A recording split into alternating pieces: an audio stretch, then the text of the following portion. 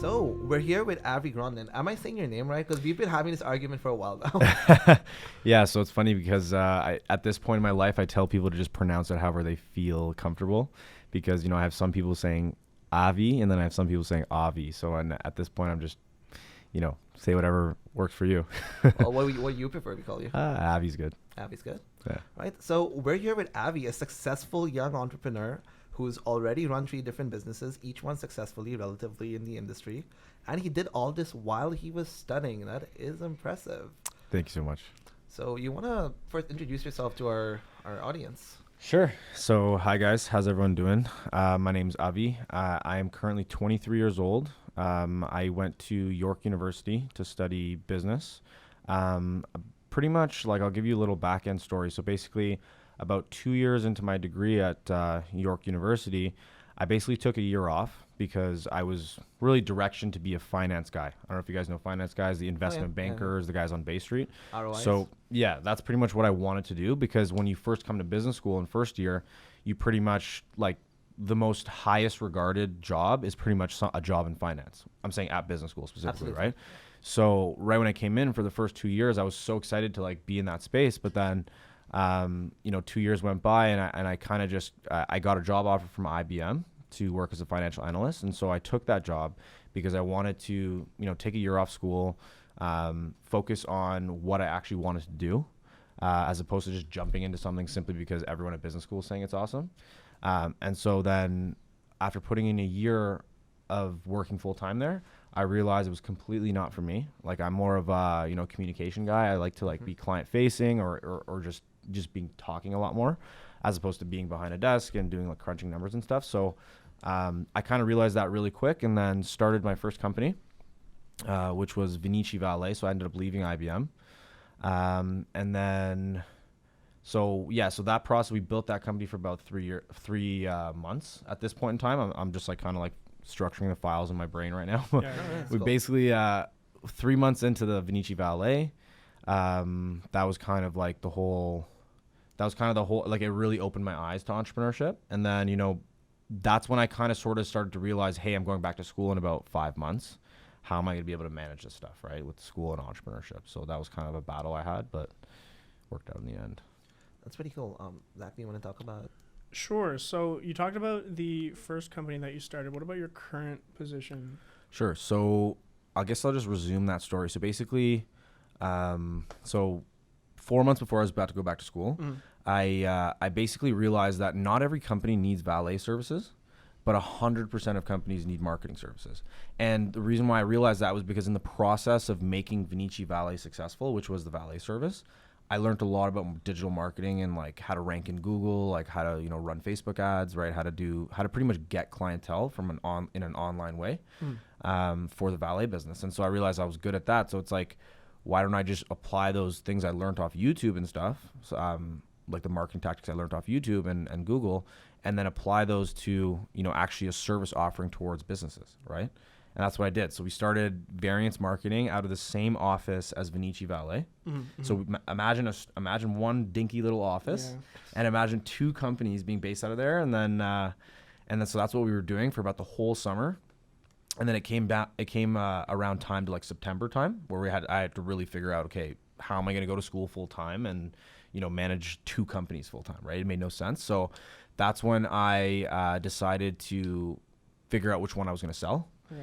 And I decided on Vinicci, me and my partner at the time, because it just made sense, because it was kind of a geographic company where you have to be there. Mm-hmm. You actually have to be in Toronto. I can't just go to Italy, connect to Wi-Fi, and begin working.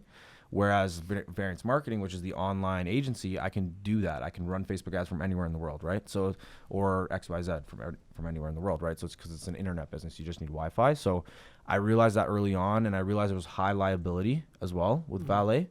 So you can crash a Lamborghini, and then bang, you're in the hole for X amount of dollars, and also your insurance premiums go up. So it was just that.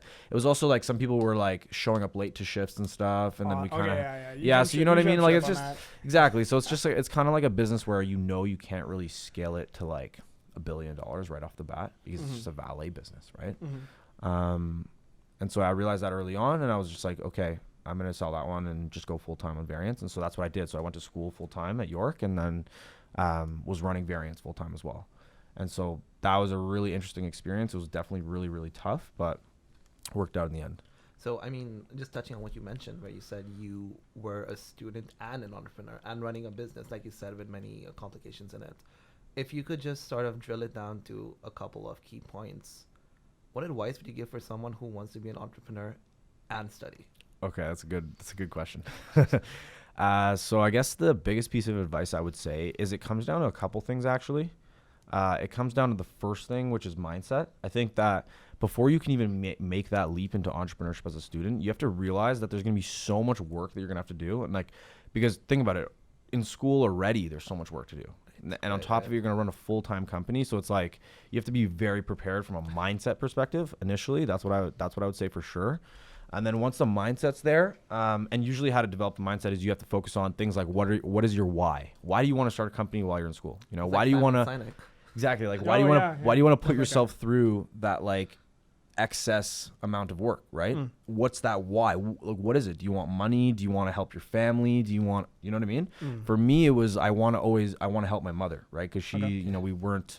My mom was a single parent. You know, we grew up not too rich or anything like that. So for this whole time, ever since I was 15, like I've always wanted to give back to her and, you know, make sure that she's successful, living in a mansion, etc. Right? So that's my why, and so that's why, exactly. So your why needs to be so important to you, and that like you're willing to sacrifice your day to go to school from 9 to 5, and then from 5 to like midnight work on your business. You know, so like, so you genuinely need something right off the bat from the initial starting point.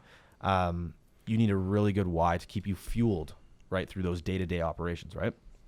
And then after you have the mindset and the why, I think it comes down to just focusing on strategies like saving time. Absolutely. And so I had two main strategies I used to save time when it came to balancing entrepreneurship and school at the same time. And so those two time-saving tactics were pretty much softwares and virtual assistants. So basically what I mean by that is, so let's talk about the first one. So softwares are pretty much like, have you guys ever heard of QuickBooks? Nope. Tell us about QuickBooks. Yes. Okay, so QuickBooks is basically just just an example of a software that allows you to automate accounting, right? So you connect your bank accounts, and then it'll automatically categorize the transactions based on like artificial intelligence or however you want to categorize it, and then it does your accounting for you so that you pretty much don't have to do it day to day, right? That's just one example of like a software that can save you like a boatload amount of time instead of going through Excel spreadsheets trying to make your accounting structured nicely. Like you have it all automated, right? In like this nice dashboard. So the idea is that if you can stack your business with as many of those while you're in school to automate those things to free up time, you're going to save boatloads of time. That's number one. And number two, the virtual assistant piece is that, you know, if I find myself ever doing something twice, like that thing can be automated, right? It's not something where like I need to, you know, do something repetitive, like over and over again. Eventually you can create a video explanation or a tutorial on how to do that specific task, and you can delegate that thing to someone else, whether that person is in your office every day, whether that person is a random friend that you have at school, or whether it's like simply just some person you found online, like a freelancer. The idea is that you want to be outsourcing work that you don't necessarily want to do because it's either tedious in nature or it's just eating up at your time for school. Remember, like mindset, you know, time-saving tactics, those are the two things that I would focus on initially. And then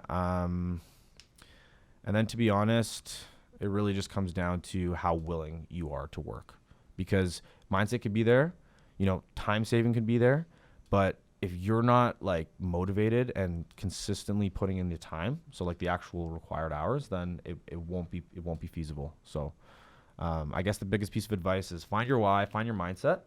And then after you find your why and your mindset, focus on time-saving activities, but then also do a shit ton of research on Google. Like when I started valet parking, I had no idea how to do valet parking. Oh, wow. Yeah.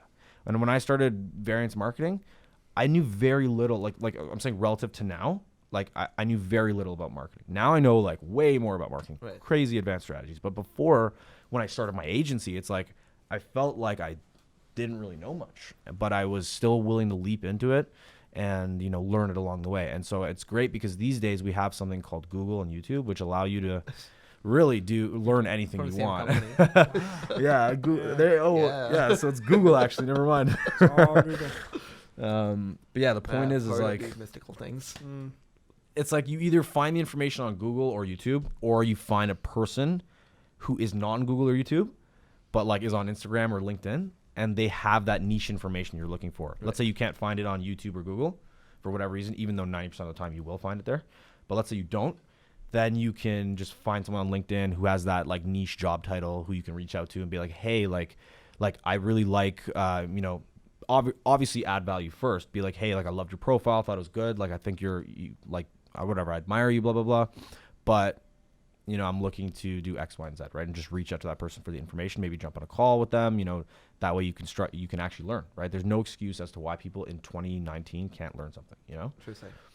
I really like that you were talking about how you are using things that we waste our time on every day to progress your business and be successful. Yeah. So, I mean, it's all about how you use it, right? Yeah. So I'm not going to lie to you, I do waste a lot of time on social media. Like I do. Like I obviously like sifting through Instagram, like doing the classic thing that everyone our age is doing, The right? swipe, But 30-minute swipe. you gotta know when it's enough, Yeah. You gotta be able to be like, okay, I've been on this platform for like 2 hours today. Christ. Like that's enough, Like Yeah. I'm just done.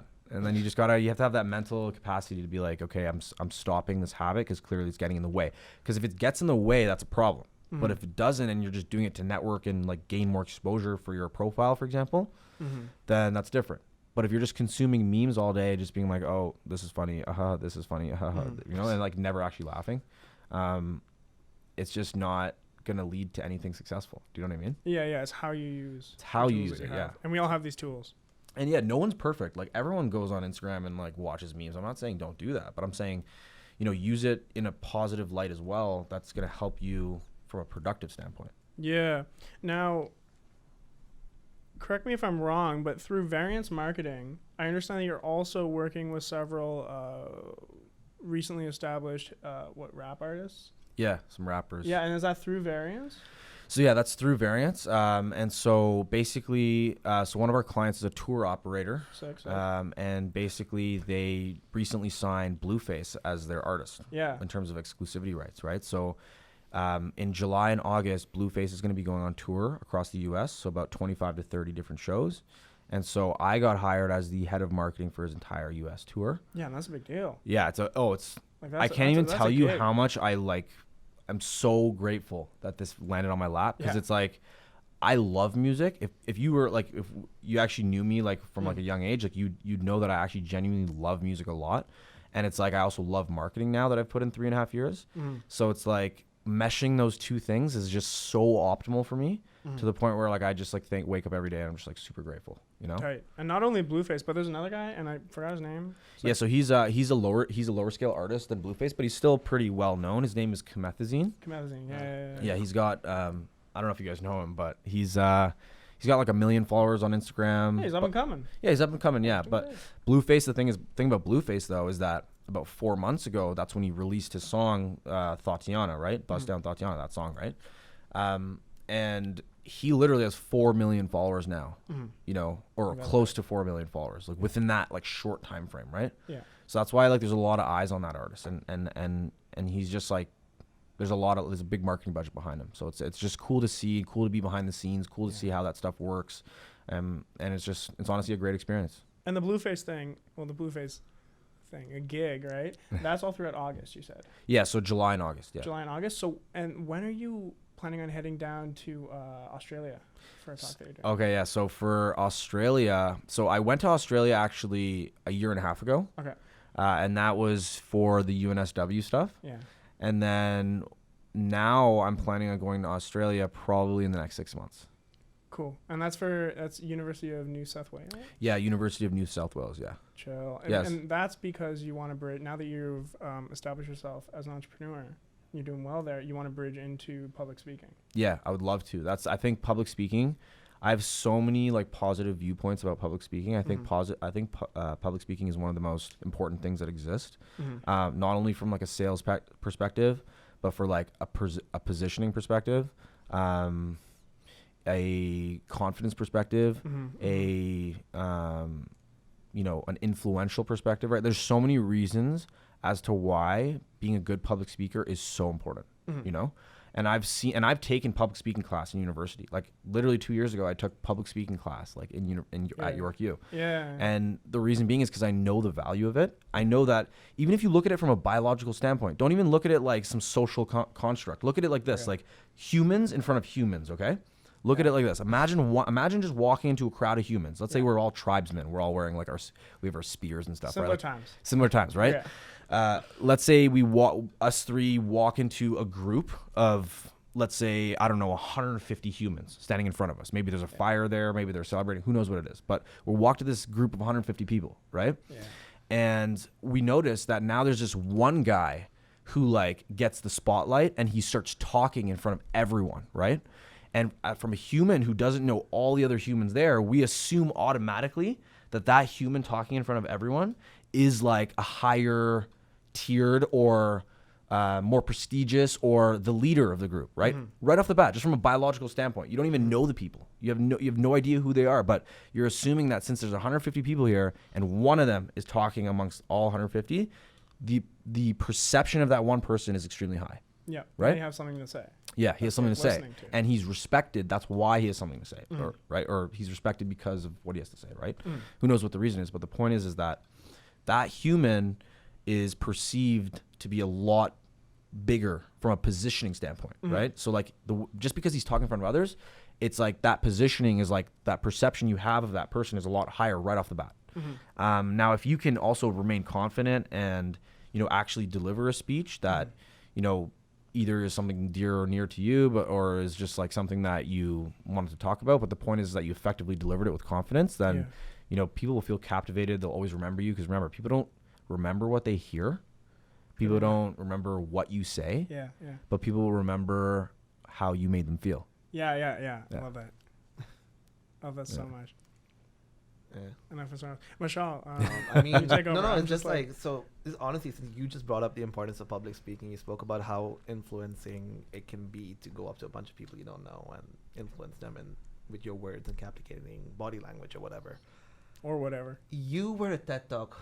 Like, that's where I saw you first. You were That's a nice leeway. You were in TED Talk, and you were one of the many TED Talkers at York U, which obviously at the beginning, that's the university, that was your alma mater, so it was a familiar stage. But how was that experience for you? And could you just go a little bit into how you got to be so natural on that stage? Because when I saw you, you didn't seem like someone who struggled with public speaking. But based on what you sort of told us about your journey, it seems like you're someone who's overcome barriers to get to where you are. I will admit, guys, every single time I stand in front of a crowd, or every single time I even talk in front of 10 people, I get this little nervous feeling. Yeah. Everyone does. Yeah. And I will tell you that literally everyone gets that feeling, even the best public speakers in the world. It's something that you can't avoid.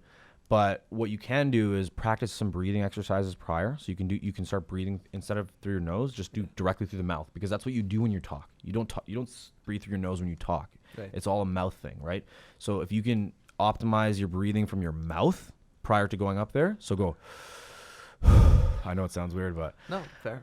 the idea is that you get that nervousness off your chest, but then when you go on stage and you start talking about something that you genuinely care about, and it's not some recorded script, Oh, yeah. then you're not nervous. You're genuinely talking about something you love. It's something that you know. There's no reason for you to make a mistake because you know this thing. It's like the TEDx speech, that was about how I balanced entrepreneurship and school at the same time, right? I knew that topic so well that I didn't really get as nervous past that initial point that I was telling you about, that like initial feeling you get prior to going up. Everyone gets that feeling. But it's like once you start talking and you're like 30 seconds in and you realize that it's about something you genuinely know really well, then it's like, I don't know, you don't really feel as nervous anymore throughout the speech. And so that's kind of like what I've experienced. And then another thing, it's like, I wouldn't say that public speaking is an easy thing. It's definitely a tough thing for a lot of reasons. But it's something that if you continually practice, and that's why I think the Toastmasters Club is honestly amazing, because it's like if you can practice public speaking, like you're going to be so successful later on in life if you get good at it. Because the point is this, like whether you're selling to clients, trying to get customers for your business, or whether you're leading a team, like you have employees below you, or even not even employees. Let's say you're captain of the rugby team. It doesn't really matter what you're doing. It's whenever you want to raise investment to like fund your app, for example, what do you think you're doing? You're selling yourself. That's what you're selling. You're selling yourself to the investor, or like through public speaking, saying, hey, I want you to invest in me. Here's why, right? And then they give you $1 million to invest in your startup. Right. Managing employees. You're selling your employees every single day as to why they should believe in you and your vision, right? And so it's like that's why public speaking is so entrenched into society, because it's like if you truly want to make a large impact, that is by far one of the biggest skills you need to learn. Like, and that's not me saying I know it, because I'm not the best public speaker, and no way am I saying that. But what I am saying is that I'm learning and I'm getting there, and like throughout my journey, I've realized that how valuable it is. And so that's why, like, if I can say one thing about public speaking, I would say just like focus like so much attention towards that kind of stuff, because communication's key, you know? Absolutely. Something interesting that I wanted to ask you, being an undergrad in marketing and being a current PR professional, we were just discussing this, me and Zach. So one of the highlights of your specific speech was how you spoke about, you asked every audience member to take out their smartphone, and we all had one, which you kind of made fun of, like alluding to the fact that we're all technologically dependent today. What was really cool was you told us to look. At first, I expected you to say, well, look at what the top result is. But you didn't say that. What you said was, well, the top result is going to be a paid placement that Google sort of has.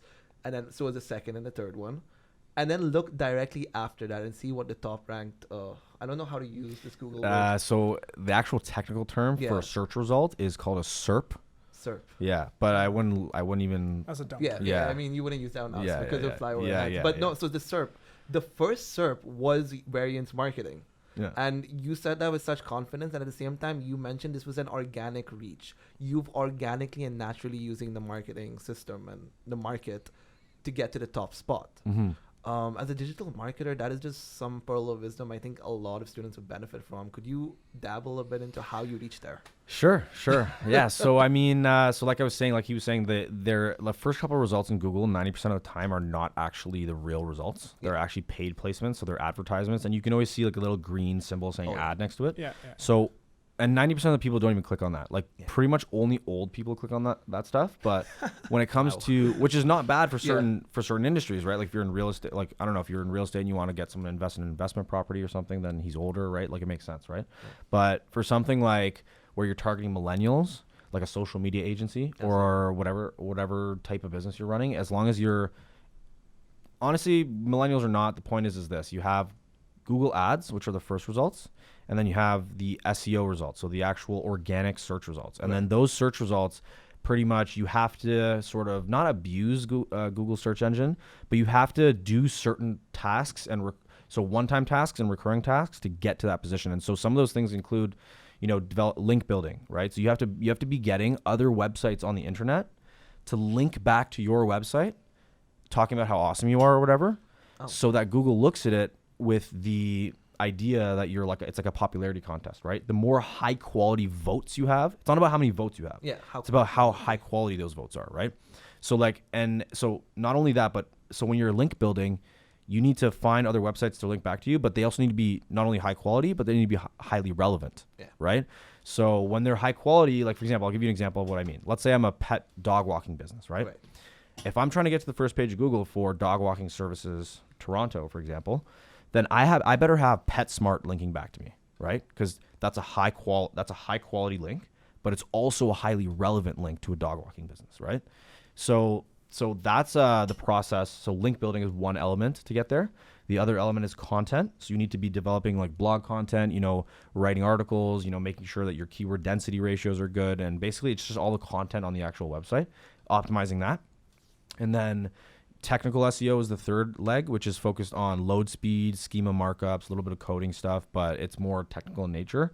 And then the last piece is on-page optimization. So that's focusing on, the actual UI of the website, the way the actual conversion happens. So like when they go onto a website, what are they seeing end to end? And what are the different, are you optimizing the alt text? Like, does Google know exactly what your web pages are about, right? And so that's what on page will do. So if you optimize for on page, you'll let Google know what you're about. But then when you acquire links, you're now letting Google know how popular you are, right? So now Google is in a position where they know what you are and they know how popular you are, so they know where to rank you, right? It's kind of like how it works on a high level overview. A lot more details, but very extensive and very interesting when you reach that level. yeah, it's crazy because the first thing I learned in digital marketing actually was SEO, and I picked that on purpose because I knew that it was the hardest one that no one genuinely understood. Like, not no one understood, but anyone can launch a Facebook ad. You can go on Facebook ads tomorrow and launch ads, right? And you can go on Instagram tomorrow and start an Instagram account and do good content development. You're great creative, So it's like anyone can do that. But when it comes to the SEO side, it's like there's so much ambiguity around it that like what I've seen in the market is that no one really knows what they're doing. Not a bold statement at all. So I mean, that's why I picked that. All right, so I feel you've already answered this, but what made you decide to start your own business while being a full-time student? Like, what gave you that push? I mean, obviously, there was the motivation to be there for your mom. Mm-hmm. But what gave you the idea, okay, it's time to be an entrepreneur? So basically, like how I saw it was, and to be honest, I thank God every day I took that year off, right? Because if it wasn't for that year off, I'd probably be an investment banker right now. There's nothing wrong with taking a break. Yeah, no, and there's plenty of reasons why I really recommend students across Canada take a break among their within their degree, and the reason being is because when you are so focused on getting one thing that you don't actually take the time to breathe and you don't actually take the time to like relax and think about, hey, is this truly what I want? Then you're gonna be worse off because you're gonna have picked courses and you're gonna have structured your degree and your conversations with others and your networking and everything towards becoming that thing that you initially thought you wanted, but it's not what you wanted in the end, right? So the reason why I took it upon myself to, jump into entrepreneurship ASAP while I was in school is because I knew that if I was going to be an investment banker right out of school, I'd probably be making $100,000, right, starting salary, Not right, with a bonus, for example. But it's like when you don't do investment banking, like you either have like 90% of the other jobs, like entry level jobs, are like anywhere from like 40K to like 85K, right? Those are the other ones. And so right off the bat, just by not choosing investment banking, I was already setting myself up for lower income, right? I'm saying entry level, lower income, right? Yeah. And so that's when I realized, like, throughout that year off, throughout working for IBM doing finance, I realized I'm like, okay, like if I don't start now, if I don't start building my tree house now, in 2 years when I graduate, there's going to be I'm going to have to start from scratch. I'm going to have to start building that tree house from scratch after I graduate. But it's like, if I start now, build my tree house now, then when I graduate, I'll just go up to my tree house and I'll just set yourself up. Exactly. Right. So that's the whole idea. It's the idea of just preemptively knowing that, like, I want to make an impact in the world and like deciding that, because everyone wants to make an impact. Yeah. Even like the most introverted people want to make impacts, but it's like you need to decide if that's what you want to do, right? Like once you decide that you want to make an impact, I think it changes a lot of things, because then you start making decisions that are more strategic in nature. But yeah, so the idea is that, when it comes down to entrepreneurship in school, I really just wanted to set myself up as early as possible so that I can make an impact as early as possible. Tight. And to quickly follow up on that, what was hard? What was really hard, and what didn't work about the first few ventures? Guys, when it comes to this, is the question no one ever asks, but Good. And it's good that you did, because needs to be more awareness around this, because when everyone thinks about entrepreneurship, they think of like models and bottles, right? Like they think of like this lavish luxury lifestyle, when that's not at all how it works, right? Because even last night, like, I stayed up till 4 a.m. grinding on a proposal that I had to do for this Asian luggage company. But the point I'm trying to say, though, is that, what's hard about it? It's the fact that you need to put in every single day of your life. Like, people need to look at businesses like they're marathons, because you need to put in the next 5 to 10 years of your life into a company. Yeah. And it's like and the thing is, it's like we've had so many issues. Like, I'll even tell you, like, the Vinicci Valet, like my partner Jesse and I, at the time, we ran into so many complications because, like I said, we had no idea what we were doing when we first started, right? Like, we didn't know anything about valet, but we learned along the way. We made sure we learned. Yeah. Okay, so one question. So when you had when Sick Kids offered you a job, did you take it and then have to figure everything out? Yeah, that's how I work. Oh my god. Yeah. Oh. And is that what you suggest people do when they're starting out? To a certain extent, because I've like obviously I've experienced positive stuff with that kind of stuff, Calculated like risk. jumping into calculated risk, exactly, just jumping in head first and building a parachute on the way down, Dear right? God. That's kind of the whole philosophy I have, because that's pretty much what entrepreneurship working. is, Yeah. right? Yeah. It's working. But at the same time, I have had it bite me in the butt a couple times. Oh yeah. So I mean, like, what I would recommend is finding a good balance of, setting expectations, but then also understanding scope of work before taking on projects. For sure, I would recommend that. But then also don't live up to what you say. Like be a man of your word. Like if you say you're gonna get this done, go get it done. Do whatever it takes. That's how I see it. Mashaal, do you want to take over? I mean, sure, I do, but I just want to touch on a point which you mentioned a while back.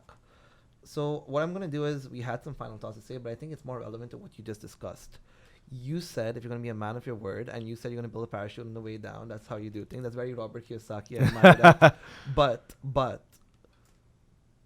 they say entrepreneurs take many risks. What do you consider a risk, really?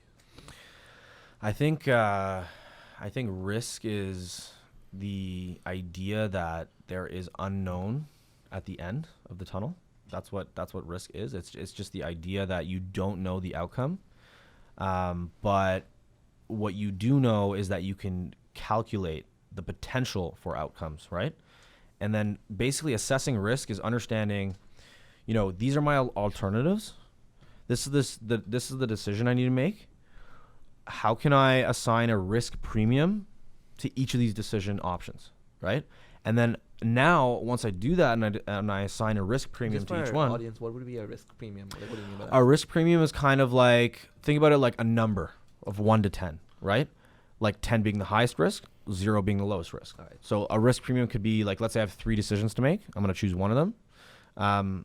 I could assign, a risk premium of 2, right, to one decision, and then another risk premium of 7 to the other decision. But thing is, oftentimes, with the higher the risk, the higher the return. So keep that in mind. So oftentimes, the riskier the stuff is, the better it is for you if it becomes positive, right? But what I will say is that if you can assign risk premiums to each of the decisions you want to make, just like rating 1 to 10, like doesn't have to be so like formal. Yeah. And then once you decide that, you're kind of like in a better position to make a more clear decision, because you can also have, when you assign those risk premiums, you can also put down the benefits of like each part of each decision. And if you just put it down on paper, it's kind of just easy to just decide. But at the end of the day, what I will say is that you never know that you're going to make the right decision. Never. That never is a case where 100% that everything you're doing is the right thing to do. You never know that. And that's the beauty about the journey. And that's why I think like people who take on risks, who are different than, for example, conservative people who want to get, a 9 to 5 just to stay stable. And there's nothing wrong with that. Like there's people always think that like entrepreneurship is better than being an employee. It's really not. It's just a preference of things like how conservative you are. What's your value in terms of do you want, consistent payments and stuff like that? Like there's a lot at play. But what I will say is that, there's merit to both sides. And at the end of the day, it really just comes down to understanding that every decision you make is not necessarily going to be the right one. So there's risk in every single thing you do. Just try and put the risk premiums on paper and put the benefits as well for every major decision. And then it's kind of more clear to make a decision. But then again, even when you do that, you have to understand that there's no real clear answer. And you just have to trust your gut, and you have to believe in yourself and use your instincts and stuff. And then hopefully you'll make the right decisions. But even if you don't, the idea is that we either win or we either learn, right? True. So don't worry so much about risk. Don't worry so much about making the wrong decisions. I've made countless wrong decisions in my life, but it's like those wrong decisions made me learn the right way. True. So it's like, that's kind of where I'm at with that. So I would say, for everyone else listening to this, like when it comes to risk, it's all about just trusting your gut, but also making an educated decision. Makes sense. Backtracking now to the rest of the questions on the list. You've already touched on about your advice for the budding entrepreneur. We sort of covered this before, but this is a discussion that the Toastmasters was having. See, Sheridan's an arts college. You go to HMC, or if you go down to Schulich or Schulich? Schulich. Schulich. Yeah. All right, so you were right. Schulich. So being in arts, we were just discussing that, see, a lot of art students get so absorbed in the creative aspect of things. And you kind of spoke about how public speaking helps you get into the other aspect of things. What we wanted to ask is, what advice do you have for the aspiring creative when it comes to entrepreneurship? Because the creative thinks different from. I love that question. I wish I had Mackenzie here with me. He's my creative director at my agency, and he's honestly like, he's the perfect example of this exact question. Because here's the thing: he came from he went to OCAD, right? This guy's this guy's like a creative guy, and like he's one of the most creative guys I've ever met. And that's why we work so closely together. But it's like he's learned over time how to become more of a business guy. And so that's why I think he's so perfect to answer this question. But I will answer it based on what I think, okay? And so what I think is like, guys, listen, we live in a gig economy right now. So what I mean by that is like before, like 50 years ago, you weren't able to just go on a website called Upwork and just hire someone to run your ads, or hire someone to write this blog post for you, or hire someone to do X, Y, and Z, right? You weren't able to do that 50 years ago with as much ease as we have right now. So it's like, when it comes to being a creative, I would first look at it from a freelance perspective. I would say, okay, my job in this world as a creative is to actually create things that I'm proud of, right? Now, how am I able to do that if I'm not going to earn income? Number one, and because I can't survive. And number two, how am I going to do it in a way that I'm actually impacting not only people, but I'm doing the creative work I want to do, right? That's pretty much the whole like issue when it comes to, creatives finding work. You need to do things that you need to do creative work that you want to do, but you also need to do it in a way that's going to impact other people. But then you need to also survive. Those are the three sort of things.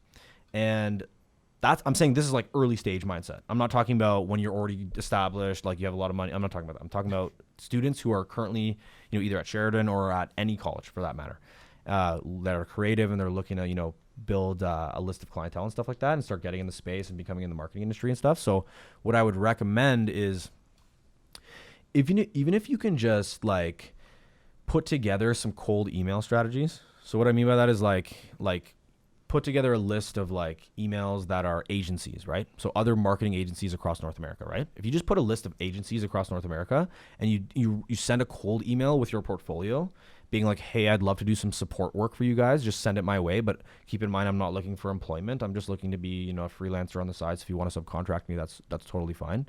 Like you put that in an email, send it off to 300 agencies. If you get a 1% success rate, that's 3 agencies now funneling work to you every single day, right? Yeah. Or every other week or whatever, right? So like how I see it is that's one strategy to get work for, freelancers and creatives who are looking to get started. Another strategy I see is if you can focus on networking as a creative, that's a big thing. Because here's the difference. When you're working on the creative for a dog walking business versus the creative for an American rapper, like your like ability to blow up and your sort of exposure is way higher in the latter case, right? So, and that's not because, whoa, this one's cooler than the other. It's really not. It just really has to do with the amount of leverage that this type of creative work has, right? And the only way to get there is to truly network. And so when I look at creatives, they're not like business guys in the sense that like they want to just make as much money as possible or impact as many people as possible, right? They're more focused on doing the creative that they want to do. So if they're interested in music, they want to do music creative, right? If they're interested in, painting, they want to be doing painting, right? Like every creative has their own sort of thing that they're good at. And what I'll say is that if you can understand that, but then understand where you want to go in 10 years, so like where do I see myself as a creative in 10 years? Do I see myself, in the music industry, in the entertainment space? Do I want to be doing media production for videos? Like what do I want to be doing, right? And so if you can decide that in an early stage, then you can really strategize your sort of tactics and your journey from there. Because, it's as simple as just understanding that creatives are entrepreneurs. They are. Like I work with over 15 creatives on a consistent basis. And what I will tell you is that these people work for themselves. They run their own companies. They work on creative projects and they love it. It's like, imagine everything you guys are going to school for. Imagine you get paid to do that, but like for things that you find fun, I don't know. That's how I see it. I just think that if you can get some good outreach strategies in play to bring in more deals for you. And you can also register yourself on like Upwork, freelance.com, Fiverr.com. These are all like freelancer like exchange platforms where if you just build a profile there, like you'll get some deal flow coming your way, So I guess mindset recommendation for freelancers that are creative is understand where you want to be in 10 years from an industry perspective, but also just from like the type of work you're going to be doing. And then structure your roadmap accordingly to that 10-year, advanced presumption. But then what you also want to do, aside from mindset, is you want to, and these are tactics to actually get deals and make money. I would say, just do that email marketing thing I was telling you about. Just reach out to people, reach out to agency owners, either over LinkedIn or over cold email. And remember, it's always a 1% success rate. So the bigger the list you're sending it off to, the higher chances you have, especially if you make it really personal, make the email personal to each agency, right? Yeah. So that'll bring you some clients. And the reason why I love that strategy the most out of everything I'm telling you is because when you sign one agency on, they're funneling all their work to you. Like, or not all of them, but like a lot of work will be, it's not like you just close them on one little graphic design thing, right? That you just have to do it one time. It's like when you get an agency and you win them over, they're officially going to be funneling you work all the time now, And so that's why I think that's the best one to do, because we want recurring work. We want these creatives to, get bigger and grow, right? And so the idea is that if you have recurring work versus one-time work, it's just better.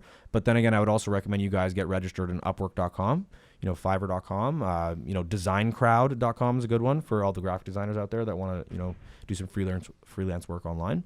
And yeah, those are the main ones right now off the top of my head. There's obviously more available, but if you can just register in all of them, then what you'll notice is that you're getting a lot of work coming your way from just being registered in those platforms. True.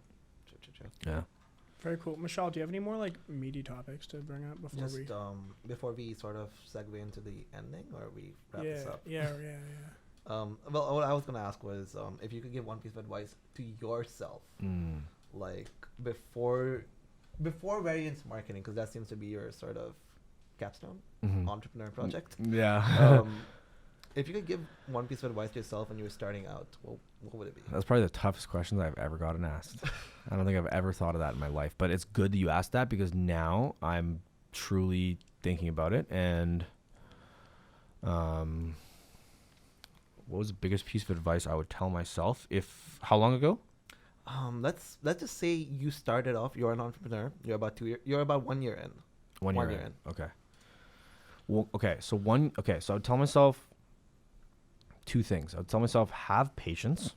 So important. Like, I thought that I could work 14-hour days, like literally 14-hour days. When I say that, I mean like I was waking up at 8 a.m. and going to bed at like 3 a.m. Yeah.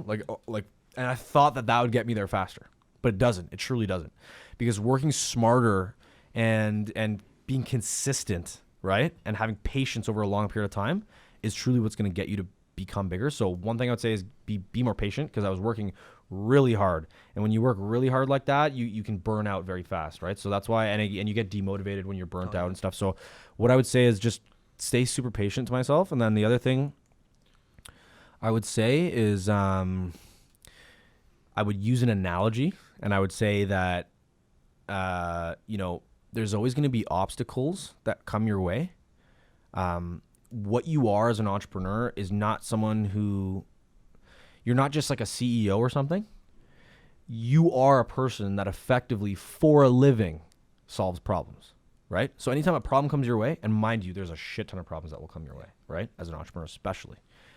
If you have that mindset of like, I already know the problems are coming, and you learn from those mistakes that you make, and you deal with the problems head on, then I think I'd probably be more successful now if I knew those two things, to be honest with you. Patience and, the idea that, you can't avoid obstacles, so don't try, right? But yeah, like, and another analogy of that second piece is that, oftentimes when you plant a seed, flower grows, right? But when it's growing, it may hit a rock.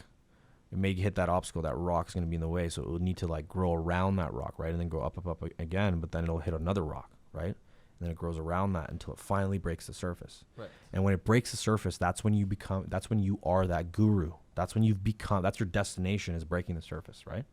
So I don't know. That's what I would say. Like, just understand obstacles are coming your way and just be super patient. I really love to interject how you touched upon an attitude of problem solving and being ready for things, as opposed to having a why me attitude. Like, oh God, why'd this have to go wrong? This was my day. Like, you know, like, because those people aren't worth much. I know, but it's like, man, like at the same time, what you're saying is like, it's so big in that even everyone thinks that. Everyone thinks, why me? You know, like everyone thinks like, shit, like, oh, I'm so lazy today. Like even the best, most high performing people are like that as well.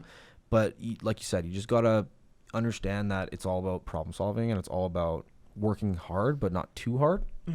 And then once you have those two things in mind, then I don't think it should be a problem becoming an entrepreneur, especially while in school. Yeah, because a good attitude is really marketable.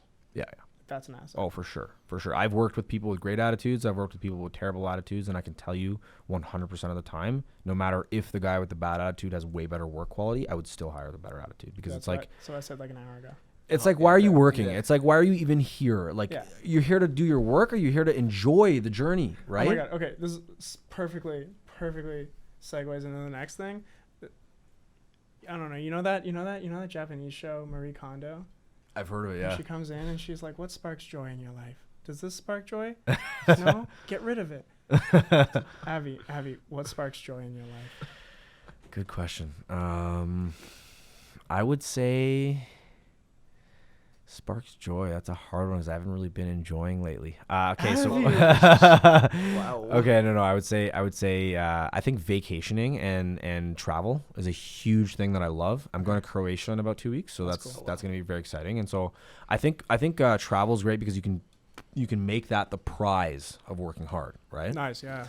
And so that's why, like, when you ask me what do I enjoy, it's like I'll enjoy, nice relaxing night with my girlfriend or with my friends, where I just kick back and enjoy.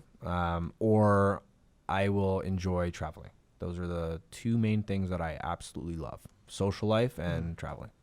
Yeah, because that's why you're doing what you do, right? Is to be able to enjoy those things. Yeah, and that's why I picked marketing specifically, because it's like, think about who I'm working with every day. I'm meeting new people every day. I'm talking to business owners every day, right? So it's like, even though we do just a marketing deal together, we still run the potential that we may work together on a company together in the future, Tight. So, unless you have anything you really want to add that you think is super important that we haven't touched on. Last thoughts before.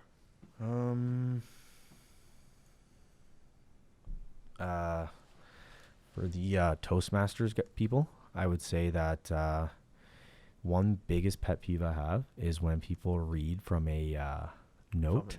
From a note, yeah. No, it's fine to do it when you're just talking, but it's another thing to do it when you're on stage. Yeah. And so what I will recommend is every major good speech or every public speaker, they don't actually know what they're saying from a word-to-word perspective, but they know what they're saying from a content perspective, right? And that's what you guys need to realize. It's not about reading off the slides. It's not about reading precisely the crafted, amazing words you put down on paper. It's not about that. It's about knowing the topic in and out. Like, when I say in and out, I mean like anyone asks you a question on it, you got the answer on it, knowing that topic in and out. And then just going up there and just having a structure, a slight structure, but then knowing just that you're going to be improvising, right? And just try that. I challenge people at Toastmasters to try that at their next exercise, and don't worry about being like, embarrassed or anything like that. Like, if you say the wrong thing, that's why you're in the club in the first place, right? Like, the whole idea is to get better. And the only way you're going to truly get better, and this is me having made those mistakes, having done those things before, like, just try and just know the content as opposed to knowing the words. That's what I would say. Yeah. I think that's been really great. Thanks for coming all the way out here. Anytime. I would love to. Before we wrap up, since I love that you brought it back to the topic of like public speaking Toastmasters. Thank you very much. You're welcome, bro. Makes our job easy. Since you've given a TED Talk, how did that feel? Feels amazing. Like, it's like, it kind of feels like you've done sort of the most highest version of it, but then you realize that it's not the most highest version because first of all, it was a TEDx. It wasn't TED Talk. right? It wasn't like they have two separate organizations. It was but just using the format. Yeah, it's using the format exactly. So, it was a good experience. It was, in front of like 150 people. It was a great talk. But what I will say is that after having that under your belt, I feel a lot more comfortable, speaking on at most other places, right? Because it's like I've done that hard thing, So it's like anything else is not as hard. That's how I see it. And so when you ask me how I feel about that, that's exactly how I feel about it. I feel like it's like this like stepping stone for me that like broke the ice to make me a better public speaker. Because even when I was on stage at TEDx, like I can already tell you right now that I wasn't even 100%. I was like probably like 70%, I could have been better. Right. But it's like knowing that after and always reprimanding yourself after every speech you do, being like, this could have been better by if I did this, this, and this, and knowing that, like actively knowing that, like will make every other speech from there on out like really good. So that's kind of how I treated TEDx. It's like that I know I made a couple errors, but I took that at that scale and said, okay, from here on out, I'm going to be, making sure that I, kill it in these speeches. Okay. Well, you win or you learn, right? Right. I like that a lot. It's funny because before you came here, when we were having our little bit of introduction session, Zach's touched on a lot of points that you guys were discussing about too in Victoria, where the camera is. Also, pretty much, we had a discussion. It's very interesting because we sort of ideated what we think the industry core competencies you develop from Toastmasters are. And you sort of by yourself, without any nudge, confirmed a lot of them. So it was very interesting to see. I love that we didn't nudge. We didn't have to nudge. Like he just sort of like spoke about a bunch of things, like why is public speaking so important? I mean, the leadership perspective, it's not just a communications perspective. You learn to influence people. You networking was something he picked up on as well. All of these things. Yeah. Things. It's all has to do with communication. Every single one. Yeah. Like all that stuff has to do with communication. And it's like, yeah, there are always going to be people better than you at communication. Like there's people that are triple times as good as me. Yeah. Look at like some of the best public speakers in the world, like way better. And like, but you have to understand that you don't compare yourself to other people. You compare yourself to yourself. And a year ago, I was a worse public speaker than I am today. So I'm happy about that, right? And that's how you need to treat it. That's how you need to treat it. It can't be because you're born with different wiring than Zach, right? So it's like you can't compare those two because they're completely, it's like apples to oranges, right? Yeah. So it's like that's a big thing I've noticed, especially because I took a public speaking class in York U. People always compare themselves to other people and like their quality of like speaking. And like what I will say is that that's the wrong way to do it, because the only way you're going to get better is understanding what you did wrong for your skill set and your extroversion and all that, and understanding how to optimize it for yourself. I wouldn't say ever compare yourself to someone else when it comes to communication and speaking. Everyone has their own style. Yeah, right. See things that you like that somebody else did. Yeah, that's fine. Yeah, pick up on those things, but yeah, everyone has their own style, Sweet. Yeah. All right, well, Avi, I'll say that's it for now. Thank you very much for coming on the show. Thank you for having me. My pleasure. Yeah. My pleasure. Pleasure seeing you again, and also thanks to Sheridan Live Radio for hosting us. And yeah, they did us an insane favor. Shout out. This is really good. And we'll be working closely with you to schedule a potential talk at the college. Sure. College yeah, definitely. In the future. Yeah, definitely. It doesn't have to be anytime soon, but I'm also ready whenever. Like, I'd love to come by, speak to the Toastmasters for sure, maybe run a Q&A, maybe do, a little bit of a speech before that, and, kind of highlight on specific topics that you guys want. So maybe we can do like a little poll or something, figure out what they want after, like, for example, listening to this. Sweet. And then based on that, we can decide how we want to structure that and that event and stuff. And then, yeah, I'm excited for that as well. Yeah, we could use this as like a testing the waters. Yeah, definitely. That's great. Thanks, Avi. Okie dokes. Cheers, guys.